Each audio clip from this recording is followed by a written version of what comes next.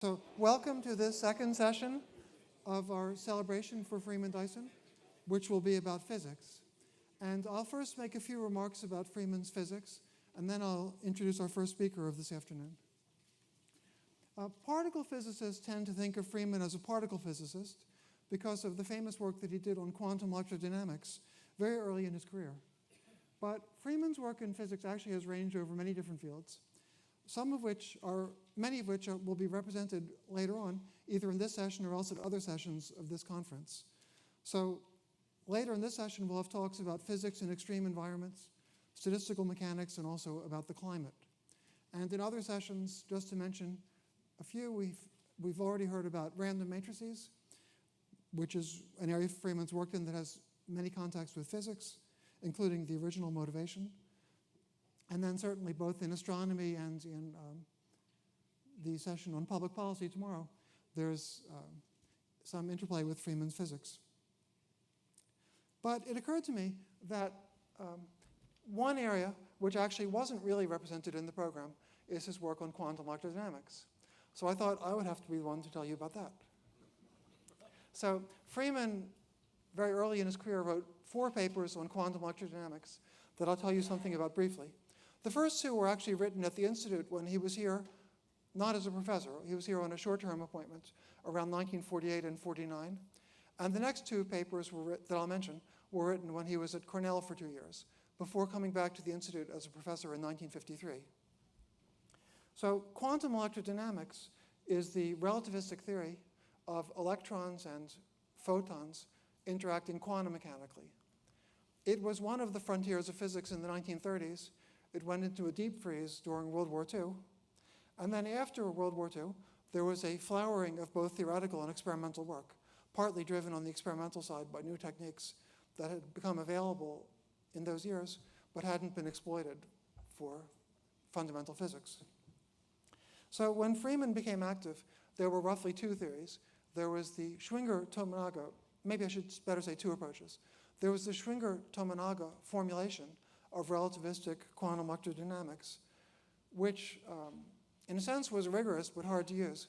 And there was a formulation by Feynman, which was very intuitive and, at least as Freeman helped later people to understand, highly usable, but whose connections to the fundamentals wasn't very clear.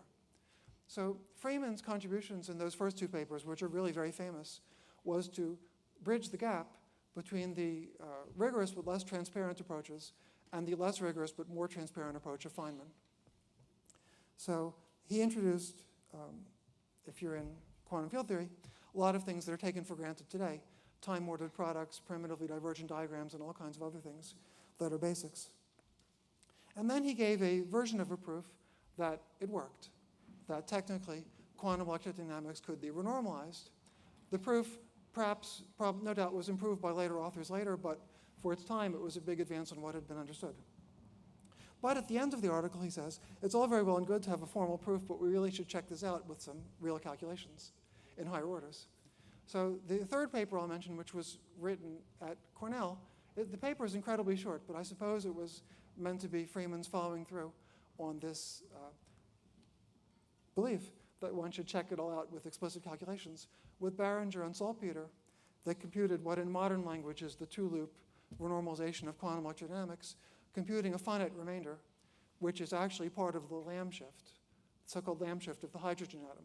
At the time the paper was written, the effect they computed was so small, because it was a higher order correction, that it wasn't really measurable. But with modern measurements of the Lamb shift, certainly the correction they computed is very important. The fourth paper, I think, was Freeman's attempt to address the question of whether the theory that he and others had constructed was logically complete.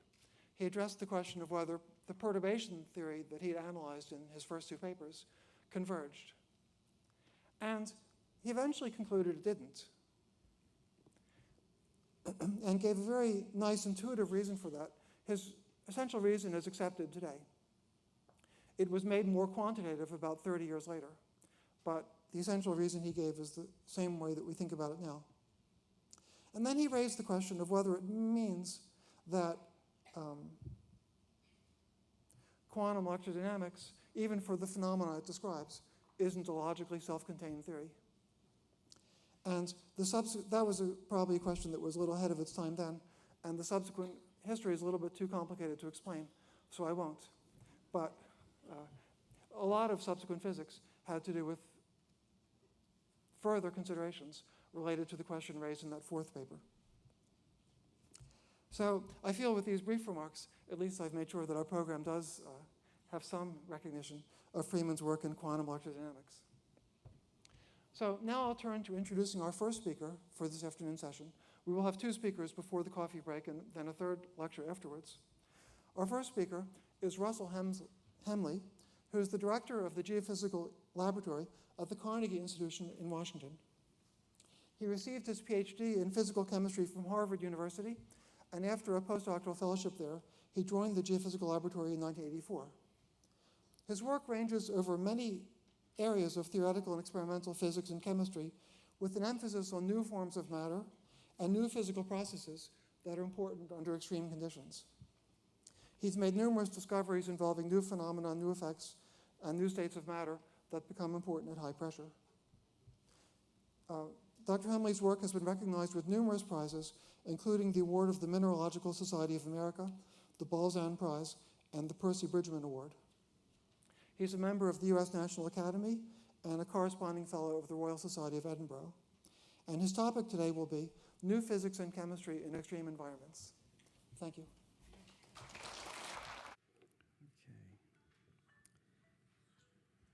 Well, it's a real pleasure to be here, really an extraordinary honor to be here for this celebration of Freeman's life so far.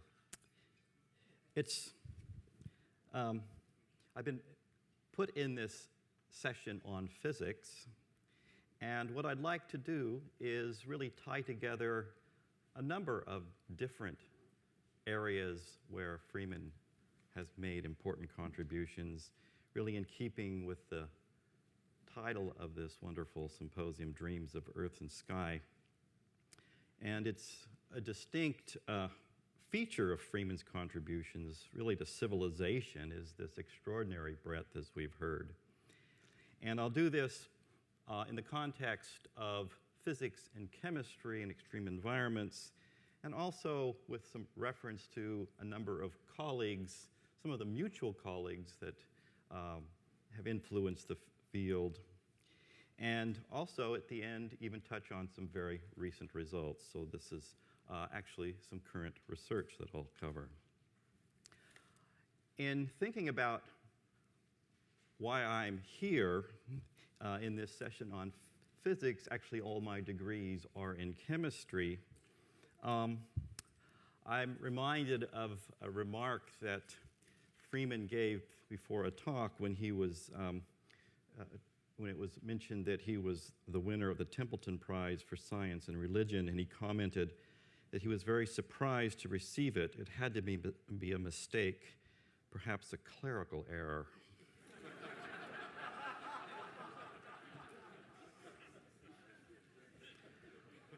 Another reason I may be here is that about 10 years ago, I joined an advisory group for the U.S. government that will remain nameless. And Freeman had been a long-standing member. And I think early on in that experience, I walked into an office where he was there with several other theoretical physicists and mathematicians, and they were looking at this shiny black misshapen rock-like substance, and he immediately tossed it at me and said, "What's this?" And I looked at it, I felt its density and shape, and I said, "It's silicon." And he said, "You're right, I'm impressed." And I thought, initially, my goodness, these people are advising the US government on high-level security matters, and the foundational element of modern technology they can't identify. But of course, it was just a setup. And I think I had been brought in because I was somebody who worked with real materials in the laboratory, and I passed some kind of bar. So here I am. So what I'd like to do today is really talk about extreme environments, as I mentioned, new physics and chemistry. This is a very interesting and exciting area, and in preparing this talk, I was really impressed by the number of intersections here that I wasn't aware of between what I'm doing and what's going on in this field and what Freeman has written about. Of course, what he's written is extensive, and I'm still reading much of what he's contributed to. So extreme environments are a very exciting area of study, really at the crossroads of a lot of fields, from physics to all the way biology, and I'll touch on some of that. Now, if you think about extreme environments in the cosmos, this image from NASA sort of sets the stage of, I think, what I want to talk about, and really for some of the other talks as well. We're talking about origins of the Earth, of the solar system, of life, in fact. And this touches on a wide range of extreme conditions. The primary variable and condition that I am concerned with is the variable of pressure in combination with other variables, but pressure is dominant. And of course, one of the most extreme environments is what gives rise to the chemistry of the elements, supernova and nuclear synthesis, and the cosmic abundances of the elements, as shown here in this plot, with hydrogen, of course, as the most abundant. And I'll be touching on hydrogen, which has been a major problem in physics and chemistry, but also touch on some of the others, the top 4 or so most abundant elements, and some of the simple yet at the same time complex physics and chemistry that's emerged from really quite recent studies that in a way have overturned a lot of dogma in the field just in the last few years. So in thinking about pressure, I like to go back as an experimentalist to Robert Boyle, one of the first physical chemists. And he, of course, was interested in the effects of pressure on gases. And here's an equation to link with the previous session, his ideal gas law. And he's well known for his gas laws, but he also wrote in a beautiful series of essays this remark, and this appeared in one with a delightful title, Touching the Spring of the Air. Perhaps the pressure of the air might have an interest in more phenomena than men have hitherto thought. And we're only now just, I think, realizing the full prescience of that remark in the standpoint of even conventional chemistry and condensed matter physics. Now, pressure is a very interesting variable because if you think about it in terms of its typical unit that we quantify, the 1 atmosphere value at the surface of the Earth, it spans 6 orders of magnitude from the non-equilibrium pressure of hydrogen in intergalactic space to the kinds of pressures one has inside a neutron star. The range of pressures of interest primarily to us are over here. It's a broad range, but still spans many orders of magnitude. It's the range of conditions over which chemical phenomena occur. It's also the range of conditions of relevance to planets, terrestrial planets, and even the larger icy and gas planets. So there are obviously important implications for Earth and planetary science. This is a table here to convert among different units in this field. Several different kinds are used. I'll be using kilobars and gigapascals. Simply remember 10 kilobars is 1 gigapascal, and 1 megabar is 100 gigapascals. So the concept of the Earth's interior has been central as a driver in this field for many years. This is a drawing of a depiction of the Earth's interior. It was actually published from my laboratory in 1923, the year Freeman was born. And you can see this rather nebulous shape here, this view that there's somehow dense material at that time thought to be derived from meteorites, metals at the center, but a very indistinct pattern. And it's taken many, many years of experimental work and detailed observational work to work this out. So now we have, 90 years later, this kind of picture, although it's a partial picture showing the sort of onion-shaped, onion skin structure of the layered structure of the Earth and the pressure range that prevails, some 3.6 megabars at the very center. This is, of course, incomplete because the Earth is a dynamic planet, and we're still trying to understand the Earth in terms of that dynamics, its evolution, and how this relates to other planets. I'll touch on this. And part of the problem is understanding the nature of the materials that comprise these bodies under these extraordinary conditions. So how should we think about this? We're interested in compressing atoms. And so the conventional dogma that goes back a couple of centuries is, with compression, you simply have something like this. This is actually a pile of cannonballs from Fort Mercer nearby. And this has really been the prevailing view, that things get simple, close, compact at very high pressure. You basically have a hard sphere kind of system, and it's a matter of just finding the right way to compact these and pack them together in the most efficient fashion to increase the density. But if you think about this in terms of the electrons that comprise these spheres or atoms in the real system, you have something like this. This is an idealist array of closed shell atoms, and we're just compressing, and you can see there's one electron around each atom, each nuclei, and you reach a critical degree of compression when the orbits of the electrons are no longer stable, and they must transform to some itinerant state. So this is a pressure-induced insulator metal transition. So we're taking an insulator into a metal to form this dense metallic or plasma state in this ideal situation. Well, why does this occur? This occurs because of the rise in kinetic energy of the electrons. These are the different components of the energy. And this destabilization occurs because the electrons are no longer stable with this very high kinetic energy at this high compression. And this also gives rise to changes in chemical bonding, obviously.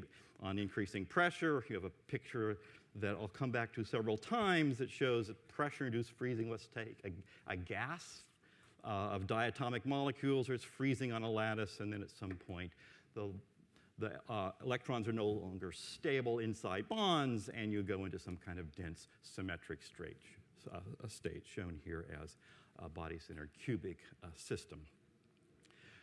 Well, this also tells us that really pressure as a variable is very important because it's just the negative energy derivative with respect to volume. So pressure is a knob that allows us to tune energy landscapes over a very wide range to look at the intermolecular and interatomic interactions varying as a function of these external parameters.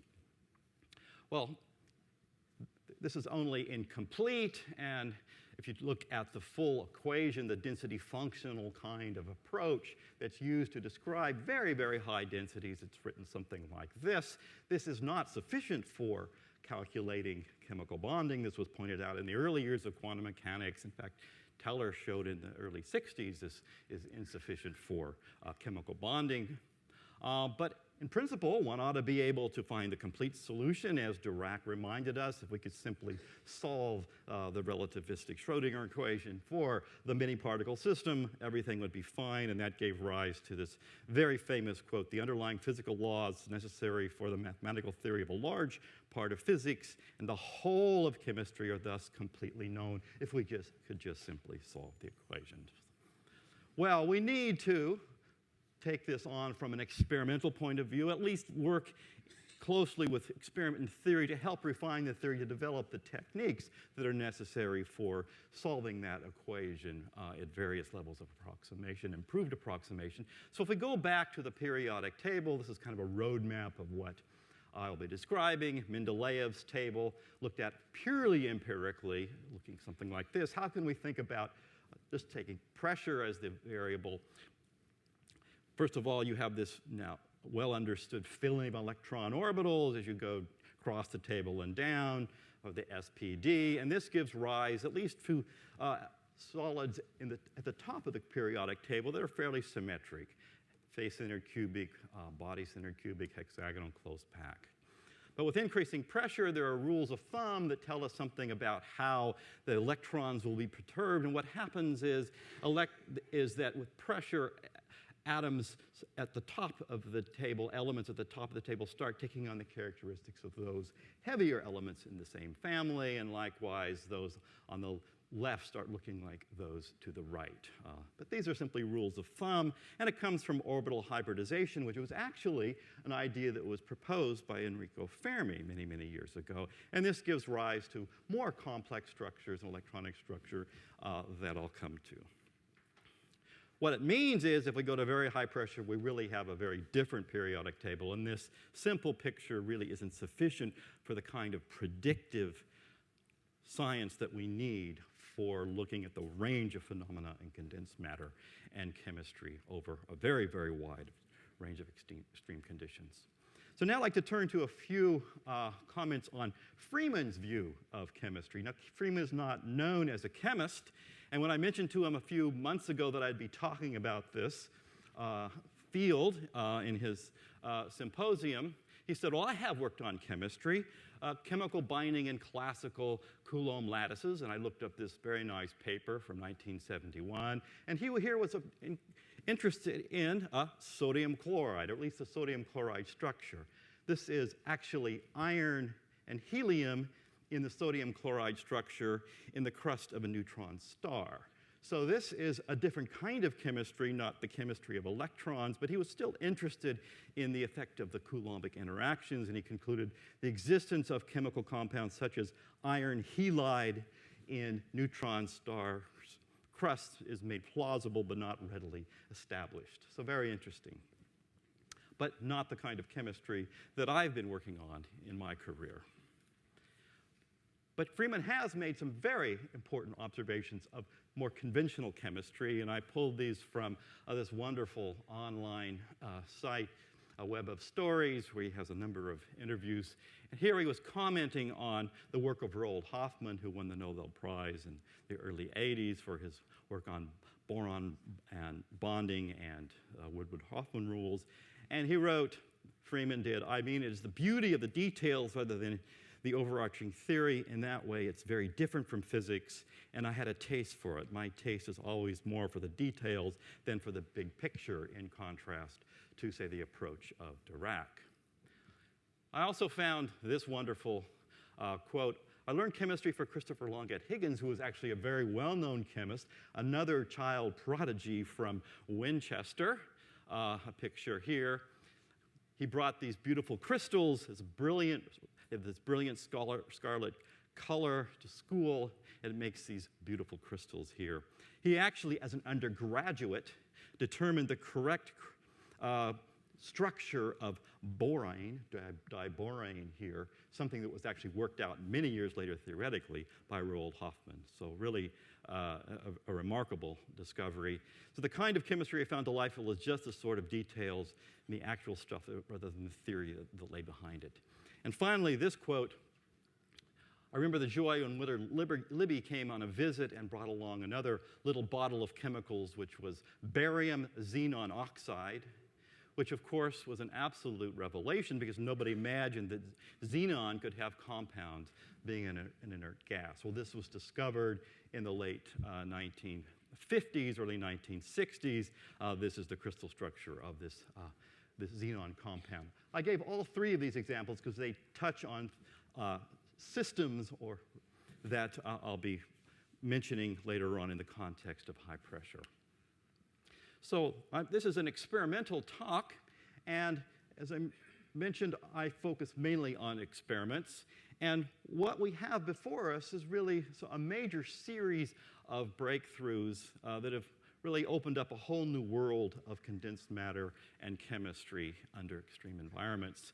And it's made possible by the development of myriad new devices, and it's really in a sense, a tool-driven revolution. And I use this term because this is a concept in terms of scientific revolutions that Freeman has written eloquently about, the concept of a tool-driven revolution or revolutions as opposed to idea-driven. And this is clearly in the category of tool-driven revolutions. And it starts with Percy Bridgman, who knew Freeman back in the early part of the last century. This is a press from that same 1923 paper, the year Freeman was born, from our laboratory. And over the last many years, there have been developments in techniques that have allowed us to get to more and more extreme pressures and temperatures by engineering different designs, using different materials, and work done at the very highest pressure use invariably materials like diamond because of its very, very high strength and transparency. And we're now making our own diamond and shaping it in different ways to do altogether new kinds of experiments. There are dynamic compression experiments that I'll touch on that complement these more sustained high-pressure experiments. And all of this is also connected to major developments in large tools, large facilities. So this is a very important part of this program. The Advanced Photon Source, the largest X-ray facility in this country. The Spallation Neutron Source, which is the largest, most powerful neutron scattering facility in the world at Oak Ridge, and the National Ignition Facility, where new experiments actually in this area of science are being done, using large lasers to generate very high pressures, very high stream conditions. So let's come back to some examples and go back to the original problem that Boyle was concerned with, touching the spring of the air. So you would take the major component of air, nitrogen. What we now know is if you could go far beyond what Boyle could do back in the 17th century, you find that with increasing pressure, you get freezing of diatomic molecules on a lattice. They're just compacting closer and closer together. There's a series of transformations that still retain the molecular state. But at about 100 gigapascals pressure or about 1 megabar, you actually go into a different kind of structure where you've lost the diatomic character of the system, and the strong triple bonds of the individual diatomic molecules now are distributed among 3 single bonds in a very, very dense material with a very high energy content. So it's a very high energy density, very high density material where this energy is now distributed in the lattice. So a very interesting result. You can call it diamond-like nitrogen, and you can recover it in actually very, very small quantities. So very intriguing properties, but very symmetric. So one example, and it's also a very good insulator. So we don't see it undergoing an insulator metal transition. It's a very good insulator like diamond at very high pressure with all the electron bonding satisfied through these single bonds. Let's take the other major component of air, oxygen. What happens to it? Well, something initially very similar, but over a very modest range of pressures, it does something else. At 300 kilobars or 30 gigapascals, it goes into a structure like this. 8 atom clusters or ROMs take on the structure, so it's far from close packed, far from a framework structure. It's due to magnetic collapse because of the extra electrons on the oxygen. You have a paramagnetic to diamagnetic collapse in the structure, and that gives rise to this clustering, this O8 clustering.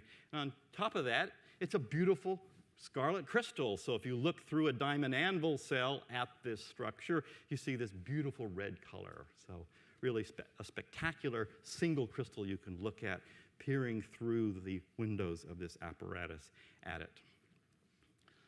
Let's take another set of examples, and that is the example of the so-called simple metals. And of course, this was worked out at Princeton, theoretically by Wigner and his group in the early days of the application of quantum mechanics to solid with the development of the free electron metal, starting with and assuming really only very simple structures, the body-centered cubic structure, for example. He wrote a series of very well-known papers, for example, on the constitution of metallic sodium, this classic which introduced the free electron metal and how to solve that problem with the newly developed techniques of quantum mechanics applied to solids. Well, what do we find now? It's really quite interesting. Just in the last 2 years, we find that with increasing pressure, if you take BCC sodium or lithium, any of the other alkalis, increasing pressure, it initially goes into another structure that's close packed. This is a face-centered cubic, but with increasing pressure further, around 100 gigapascals, you find this open structure. These are just designations of different structures. 16 is the number of atoms in the unit cell, and you can see this number increasing generally, and the size of the unit cell increasing with increasing pressure. This is an orthorhombic structure, far from close packed. Here's a tetragonal structure. You can see this clustering of atoms. Again, far from close packed. This is actually a clathrate structure with holes in it, but existing at very high pressure. And altogether now, at least 11 different phases have been found in sodium, this textbook simple metal, as well as lithium. Also, sodium melts below room temperature at about a megabar, and lithium melts below 200 Kelvin at those kinds of pressures. And on top of that, it's actually it's transparent. So at 200 gigapascals, you've taken sodium, this classic metal, and turned it into an insulator. So it's the reverse of this dogma that's dominated our thinking since basically the beginning of quantum mechanics. This was only just discovered in the last few years. Well, why does this happen? It's because we have an altogether new kind of bonding.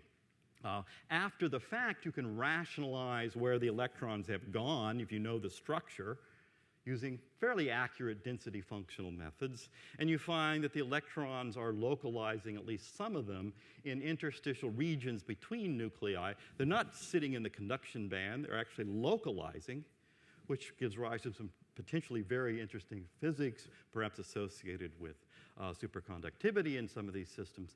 But an altogether new kind of bonding emerges, electret bonding, as it were, in these systems. And again, this is a very, very recent set of results. Well, these are changes in physical properties. What about changes in chemical properties?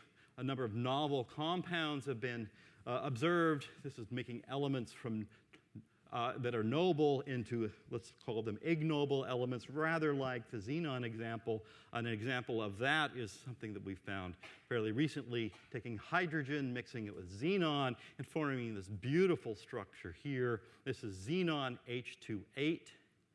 You have these dimers of inert xenon suspended in this lattice gas of rotationally disordered hydrogen molecules. And if you do electron refinements or do X-ray refinements to extract the electron density, you see with increasing pressure the bleeding out of electrons from the xenons into the lattice of hydrogens to grab them to form this stability in this system. So a very interesting and again surprising result that was not predicted theoretically. Now, these changes in chemistry and changes of optical properties, changes in structure also imply perhaps more profound changes, and indeed a number of systems are now found to be interesting. Superconductors under pressure. This is the table, the current table of superconducting elements. Some 23 have been taken from non-superconducting, non-metallic states to superconducting states under pressure, including oxygen. So if you take that beautiful scarlet crystal of oxygen and take it further in pressure to a megabar, it actually becomes a superconductor. You take it from a gas all the way to a superconductor at 1 megabar pressure. And another aspect of this is the highest temperature superconductivity on record is in this particular cuprate, the mercury, barium, calcium cuprate, and this has a TC of 164 Kelvin at some 30 gigapascals. The holy grail here, of course, is to produce the room temperature superconductor, and in a sense, we're about halfway there. But it's interesting that we continue to find these new structures and this new this increasing TC with increasing pressure, which also, by the way, provides a very important test on any kind of models of high temperature superconductivity, which remains also an unsolved problem in condensed matter physics. So let's turn now to hydrogen. These questions concerned with more complex elements invariably touch on the question of hydrogen.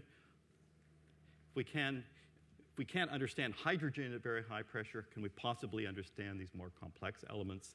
In fact, the seminal calculation in this field was done by Wigner and Huntington at Princeton in the early 1930s and published in the third volume of the Journal of Chemical Physics. And they considered this particular problem, taking this form of hydrogen and converting it to that, and using the techniques that had been developed for the heavier alkalis, applied it to the lightest alkali, the hydrogen atom.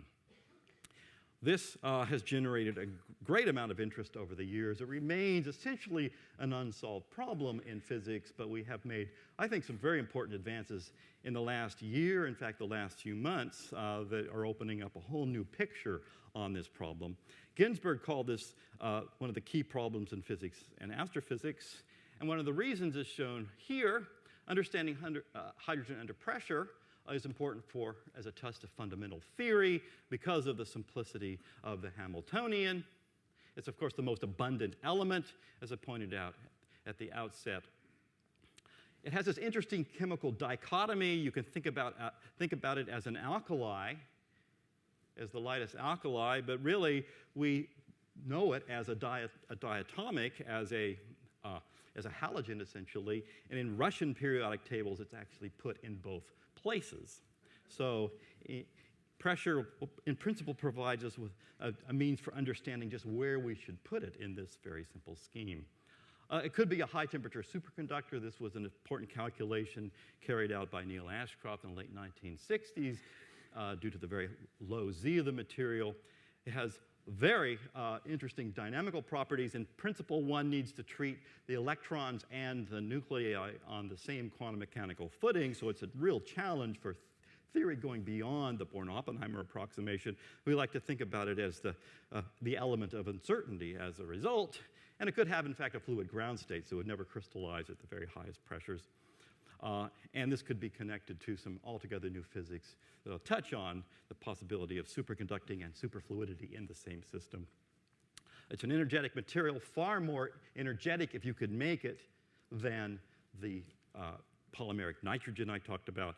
And understanding this is important on the very challenging path to inertial confinement fusion. That is, the equation of state is quite important.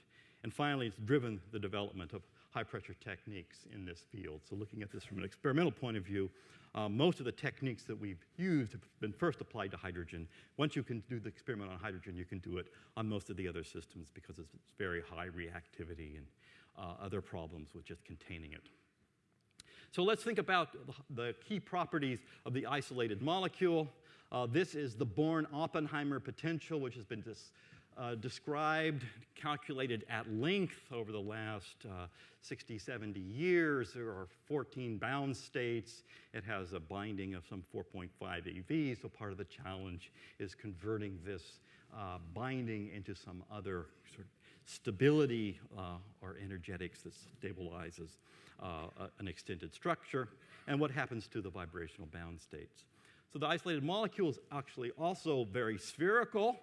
Embedded within this molecule are the two nuclei, but if you look at the electron density, at least for the ground state, the J = 0 state, it's really quite symmetrical. So it's a very, very strong bond, very difficult to dissociate. But there's been progress on this.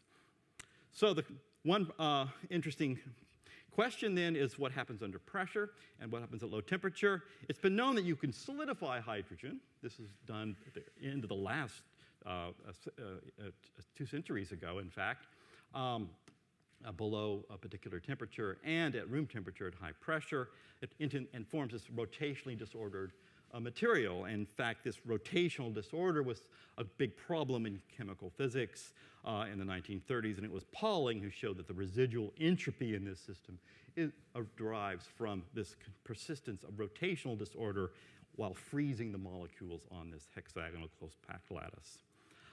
This has been shown to persist to quite high pressure using very nice neutron diffraction measurements carried out in the old Soviet Union before their reactors were turned off because of Chernobyl, and by X-ray diffraction here to much, much higher pressure.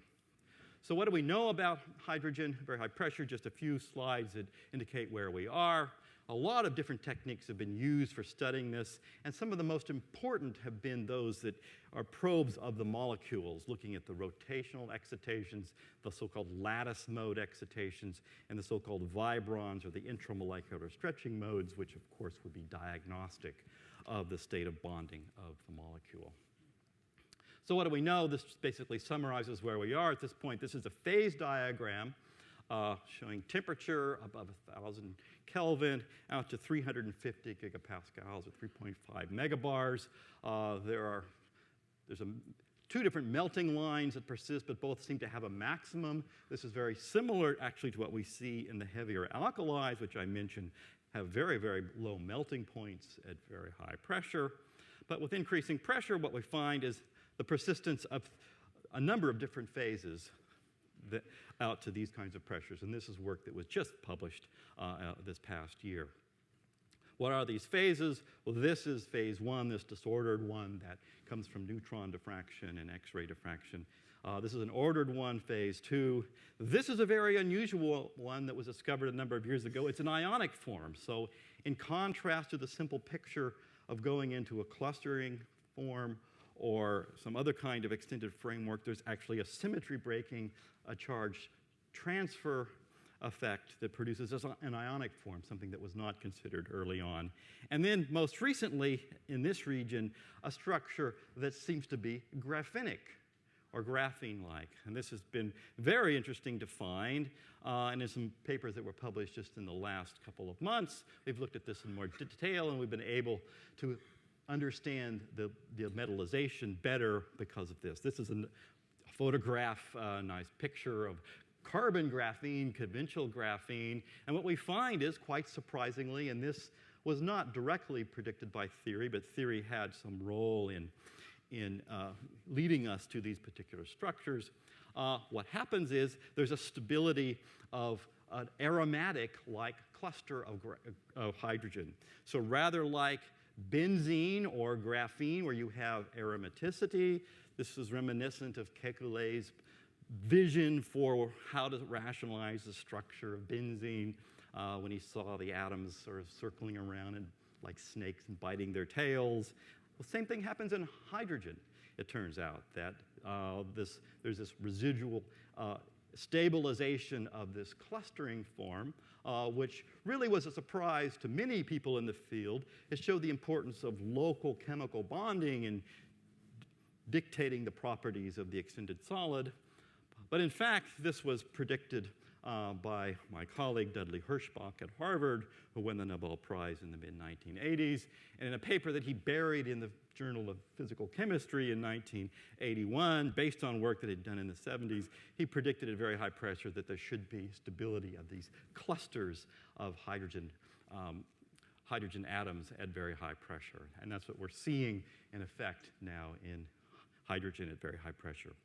It turns out that in looking at this in more detail, now calculating the electronic structure, here are the graphene layers. In between the graphene layers, you have rotationally disordered molecules, this very anisotropic structure. So again, far from a cannonball-like or simple close-packed structure, actually a rather open structure, but stable at very high pressure. And what we find is we're at the borderline between semi-metallic and semi-conducting. So a very different picture than the conventional view that was proposed or assumed in the interpretation of Wigner and Huntington.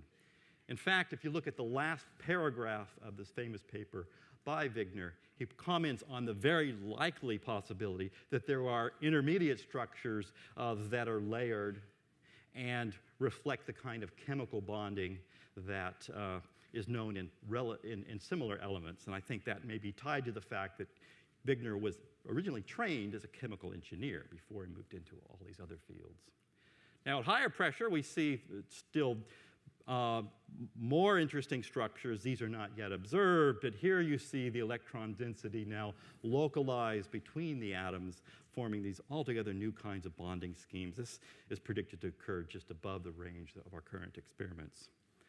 And at still higher pressure, say around 400 gigapascals, 4 megabars, the possibility of some of these entirely new phases, this idea that there could be superconductivity and superfluidity in the system. These are beautiful simulations carried out by Babayev and co-workers in combination with a group at Cornell. These are showing the vortex structure of the protons and the electrons in this dense fluid state of superconducting and superfluid hydrogen, depending on the statistics, depending on the isotope of the system.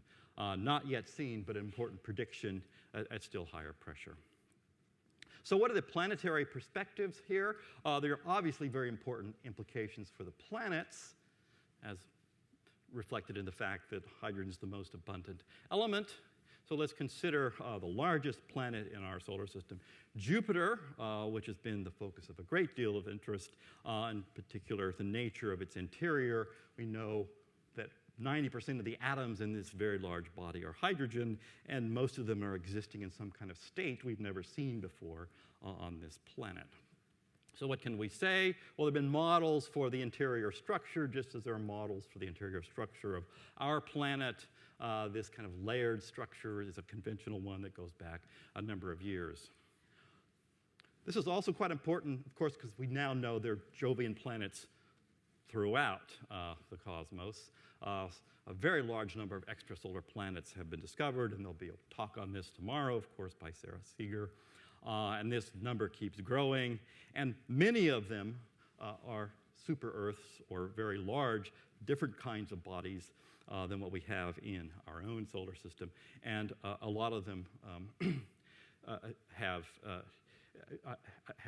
potentially, or a number of them have Earth-like planets near them. And part of the problem in this field is identifying those that are in the Goldilocks regime that is Earth-like for looking at the possibility of life in those systems. So what can we say? Well, this effort in studying hydrogen and related systems is married to not only the search for extrasolar planets, but missions in our own solar system. The Juno mission to Jupiter will go after some of the major unsolved questions from an observational standpoint for the nature of Jupiter, the origin and evolution of the planet, the composition in particular, how much heavier material is there, such as oxygen, the gravity, magnetic fields, the internal structure, and the size and existence of a core. So the work that we're doing in the laboratory, I think, will be in close synchrony with the kinds of observations that should be coming out of these large missions like this. So what can we say about the system so far? This is the phase diagram now at going to higher temperature in the range of where the fluid is, which is important from the standpoint of these Jovian interiors. A lot of the work done here is done by a series of different kinds of dynamic compression measurements plus theory.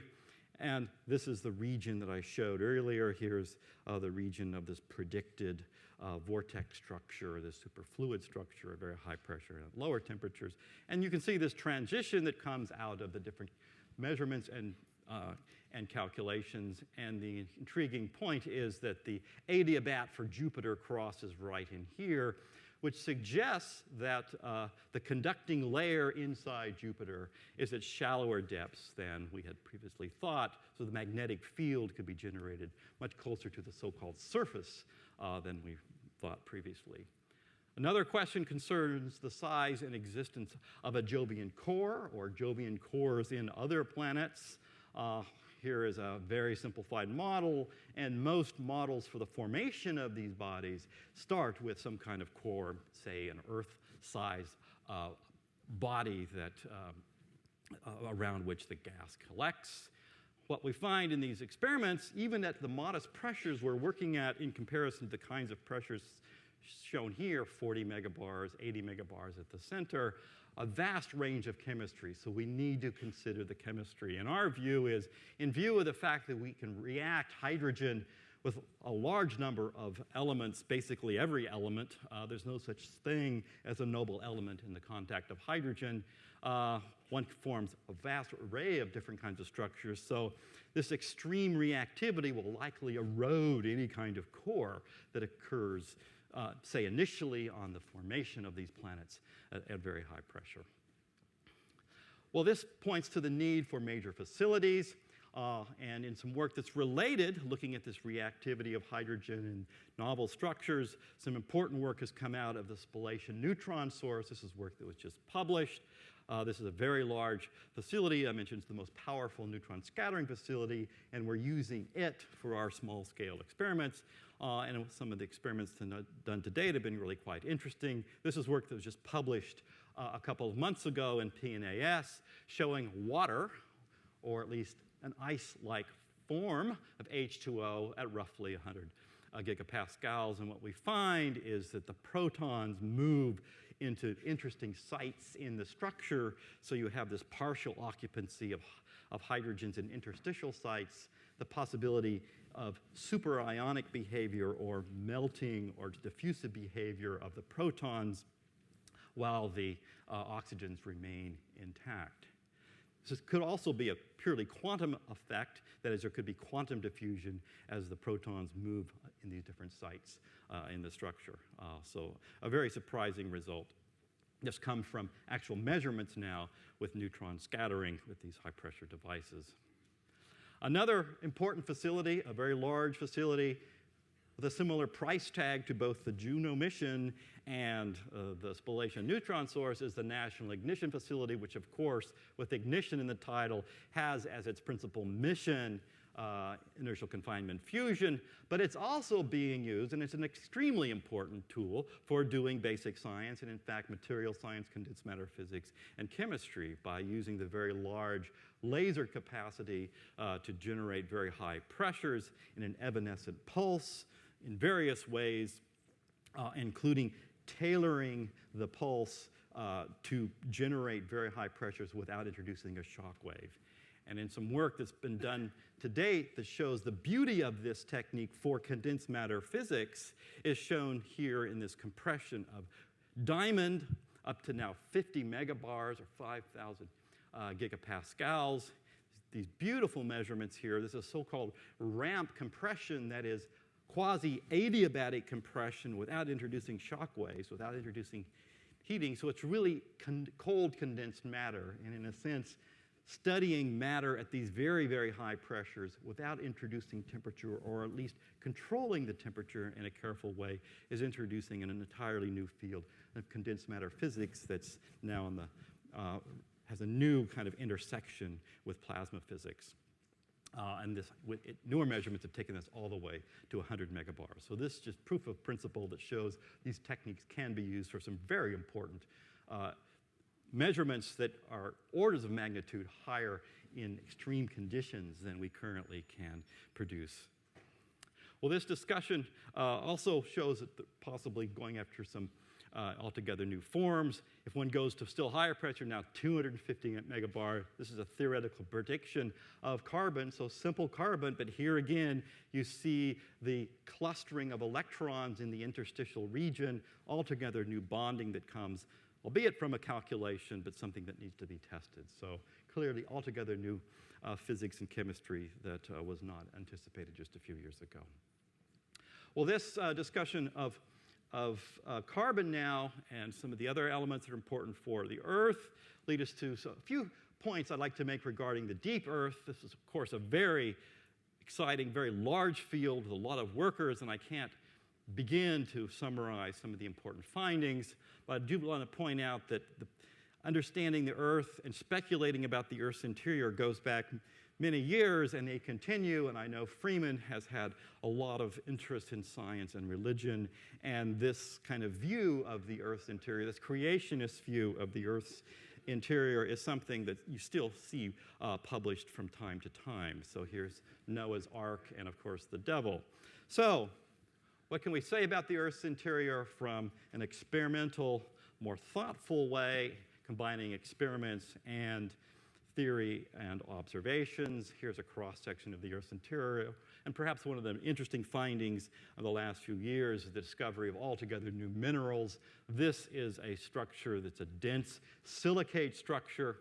It's called a post-perovskite structure because it actually is, again, an anisotropic open structure, but it persists at very high pressure, and it occupies this region near the core mantle boundary of the Earth and allows us to rationalize or understand a number of seismic anomalies that occur in that region of the planet. Another interesting result now comes back to carbon, and that is discovery of so-called polymeric CO2, at least in the laboratory. This is a framework structure of CO2. It's actually a structure analogous to SiO2, so silicon being just below carbon in the periodic table. And in some work that we've done over the last few years, we've found that it has a stability range that is consistent with the lower mantle. Whether it exists in the Earth remains to be proven, however, because it's unstable near the surface. However, by doping this in various ways, one can actually stabilize this to lower pressure, so potentially, just potentially, it could be a way to store carbon dioxide in the planet in this framework structure. This actually has the cristobalite structure, if you know mineralogy. Well, last I want to touch on another aspect of carbon, and this is reduced carbon, and this is something that I know Freeman has been very interested in over the years due to his association with Tom Gold, who proposed the very controversial deep hot biosphere a number of years ago. And he addressed the question, can hydrocarbons form abiogenically in terrestrial mantles? And one of the interesting things about this very controversial hypothesis is there had never been experimental tests until just a few years ago. So we took this on a number of years ago, in fact, prompted by discussions with Dudley Hirschbach, who was a co-author in this paper. And we found that by simply mixing some minerals together, calcite, iron oxide, and water, and heating them modestly, this was done in a one-afternoon experiment, you see copious amounts of methane being produced. So you can produce a lot of at least light hydrocarbons by this simple reaction, which is a pressure-driven reaction that is not the kind of thing you would expect from the redox or the reduction oxidation aspects of the problem. You can take this methane and pressurize it further and make higher hydrocarbons. Whether this occurs in the planet is an open question because it's sensitive to the oxidation environment of the rocks. But this is opening a whole new world of studying redox conditions inside the planet, and in particular, the possibility that there is more deep gas inside the planet than we had thought. This also leads to another part of the deep hot biosphere proposal and the question of biology extremes. And this, again, was a problem that had been proposed, but very few experimental tests. So a number of years ago, we decided to take these techniques that were developed for physics and chemistry and apply them to biology, taking organisms such as E. coli, putting them in diamond anvil cells and related apparatus, and looking for viability and measuring uptake and various changes in morphologies. And what we found was quite interesting. We could find a number of organisms to persist far beyond the viable, far beyond what had been conventionally viewed by card-carrying microbiologists, in fact, up to on the order of 25 kilobars, and this has been confirmed by a number of laboratories in the last year. This was about a factor of 4 higher in pressure than life was thought to be possible. And this is opening a whole new way of thinking about structure function and biomolecules, using the techniques, again, that have been developed in physics and chemistry, looking at the structure function changes as a function of extreme conditions, looking at the proteins, looking at the membranes, and trying to understand this robustness of life inside our planet. And we now know, in certain regimes, as deep as you can drill into the Earth, you find organisms, the current record being about 6 kilometers in China. But of course, this is also relevant for search for life elsewhere, and in particular, this particular system looking at these organisms in this fluid body suggests one looks for similar bodies. This is Europa with its very, very deep ocean. Could there be organisms in regimes like that in this solar system and other solar systems? All this is coming together in a major initiative that I wanted to mention that's funded by the Sloan Foundation. It's in its 4th year. It's called the Deep Carbon Observatory. And it's really devoted to some of the questions that Tom Gold tried to address many, many years ago, understanding carbon inside our planet. And the view is that really there are a lot of important questions. For example, is there a deep, where is the deep carbon and how much of it is there? We simply don't know how much carbon is in our planet. It's a surprising omission in our knowledge base. How does carbon move between the reservoirs deep within the planet and from great depths to the surface? Is there a deep source of organics? We don't understand the stability of the organics and the synthesis of the organics at very extreme conditions. And what is the nature and extent of deep microbial life? And it's a major initiative, again, funded by the Sloan Foundation, modeled on the Census of Marine Life, which was a 10-year program like this one that generated on the order of almost $700 million in funding. And so it's a very nice commitment by the Sloan Foundation to an important mission here on Earth, to go inside and understand the carbon. So I'd like to conclude by acknowledging the very good scientists at the Carnegie Institution who contributed to the work I've reviewed, a number of co-authors from other institutions, and these agencies and institutions for support. And I'd like to conclude, finally, with these parting words to chemists. With thanks, chemistry builds structures out of physical components but is not reducible to physics. The essence of chemistry lies in synthesis rather than analysis. Chemistry has more in common with architecture than with logic. So with apologies to the physicists, thank you very much.